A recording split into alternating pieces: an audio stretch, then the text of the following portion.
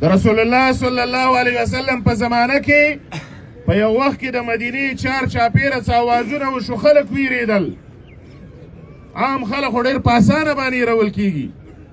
پیغمبر علیه السلام په خپله سورلۍ باندې سور شو، چار چاپیره د مدینې نه تاو شو، واپس رالی، ویل ډاډه اوسېږئ، هېڅ د یېرې خبره نشته. دا د پیغمبر علیه السلام کردار دی، د خپل قام، د خپل ولس د امن دپاره، د خیر دپاره. تر دې پورې عبدالله ابن عباس رضی الله عنهما وایي چې کله رسول الله صلی الله علیه وسلم د خپل وطن نه تللو، د مکې نه شړل کېدلو، هجرت یې کولو، نو پیغمبر علیه السلام به بیا خپل وطن ته کتل او دا به ویل لولا ان قومي اخرجوني ما سکنت غیرک، که دې ظالمانو زه ستا نه نه وی شړلی ای زما وطنه، نو زه به بل ځای له نه وی تلی. دا حق دی په موږ باندې، د دې ولسونو، د دې وطن مینه دا د انسانانو د خیر په بنیاد باندې د عزیزانو. دا نفرتونه به ګورې د منځ نه ایستل غواړي. که زموږ عالم دی د دې وطن، هم ډېر احترام به ورکول غواړي. که د دې وطن بل یو مشر دی، که په هره درجه کې دی، نو نفرتونه، کینې، تعصبات، د یو بل نه دا تعلقات ختمول، دا ګورې د اسلام پیغام هم نه دی او دا د پښتنوالي پیغام هم نه دی. رورولي راوستل پکار دي. رورولي دا اجتماعیت دی زموږ په منځ کې. دا چې موږ د یو بل نه څومره لرې وځو، نو تاسو دا یاد ساتئ، ګورې په دې وطن کې بیا امن نشي راتللی. د کاکاجي د ژوند چې کومه فلسفه وه د وطن د امن دپاره، دا په هسې ویناګانو باندې بیا نشي راتللی. نو ځکه ابراهیم علیه السلام چې د خدای نه دعا کوي چې رب اجعل هذا بلدا آمنا، ای خدایه دا وطن، دا د امن وطن کې، دا د قلاري وطن کې، او د هغې سره سره چې امن په دې وطن کې خدای راولي، د دې وطن ولسونو له رزق او روزي هم ورکړي. دا د امن فلسفه هم دا موږ نیمګړې کړې ده. د ابراهیم علیه السلام د فکر په رڼا کې، د اسلام په رڼا کې د امن فلسفه ګورې عزیزانو، دا ژوند دی، ژوند. زمونږ خو یو بدبختي نه ده، یو بدمرغي نه ده، ځاني را جوړه ده په دې وطنونو کې. موږ د یو بل نه لرېوالي ته تلي، که هغه رورولي ده، که هغه چم ګاونډ دی، که هغه د کلي د ولسونو، او بیا خاص کر د پښتنو په منځ کې نفرتونه، کینې، تربګنۍ دا زموږ منځ ته راننوتي دي.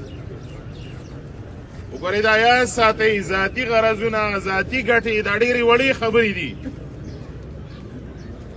دا ظاهري بدن د انسان چې کوم دی، دا په دې دنیا کې د یو وخت پورې دی. خو د قرآن وینا ده چې کل نفس ذائقة الموت، هر یو سا لرونکی دا به تیریږي، دا به ځي، دا به ختمیږي. دا عرضي مادي بدن چې کوم دی، دا ډېر زر پناه کېدونکی دی. اصل څیز د انسان د دې بدن روحاني کردار دی، روحاني تعلق دی د هغه. ځکه د اسلام پیغام هم د انسان په روحاني اړخ باندې دی چې د انسان کردار دا ډېر مثالي شي، د انسان اخلاقیات ډېر مثالي شي، د انسان کړه چې کوم دی دا ډېر مثالي شي. نو د کاکاجي کردار چې کومو، دا اجتماعي کردارو په دې وطن کې، په دې ټولنه کې، او دا د ځان دپاره نه و، دا د دې ولسونو د خیر فکرو، دا د دې وطن د دې خاورې د خیر فکرونه به ده وړاندې کول. ځکه رسول الله صلی الله علیه وسلم وایي خیر الناس من ینفع الناس، بهترین مسلمان هغه دی چې دی نور انسانانو ته خیر ورسوي.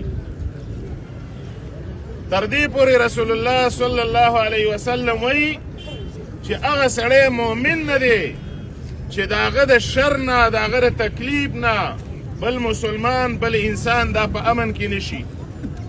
نو ګورئ دا یاد ساتئ چې کله موږ په مرګ باندې ډېر خفګان کوو، یا دا لوی شخصیت، دا ستر شخصیت، د ده په دې غم باندې، د ده په دې مرګ باندې موږ ولې نن خفګان کوو؟ ځکه یې کوو، هغه وایي که نه، وایي چې ته پیدا شوې، تا ژړل خلکو خندا کوله، خو داسې مړ شه چې ته خاندې خلک جاړي. دا کردار موږ په ډېرو کمو خلکو کې راپکې دی. اکثر چې کله سړی مړ شي، ډېر خلک وایي ښه دی چې دا مړ شو، کدی چې ردنه دا خاوره پاکه شوله دا وجه څه ده دا زمونږ سوچونه زمونږ فکرونه زمونږ کردار زمونږ عمل چې موږ ته کوم د اسلام په رڼا کې ښودلی شوی د رسول الله مبارک د سیرت په رڼا کې موږ ته کوم کردار ښودلی شوی دی او زمونږ ستاسو په دې وطن کې ډېر درانه اقدار به وو هغه هم زمونږ نه په ختمېدو دي په پاتې کېدو دي نو ګورې عزیزانو دا یاد ساتئ هر یو سړی به د خپل وس مطابق موږ د خیر کردار ادا کولو دپاره کوشش کوو کم کردار چې کاکاجي په خپل ژوند باندې ادا کولو د لیک په شکل کې ادا کولو د وینا په شکل کې ادا کولو نو دا د دې ټول وطن د دې پښتنو دپاره یو ډېر لوی پیغام دی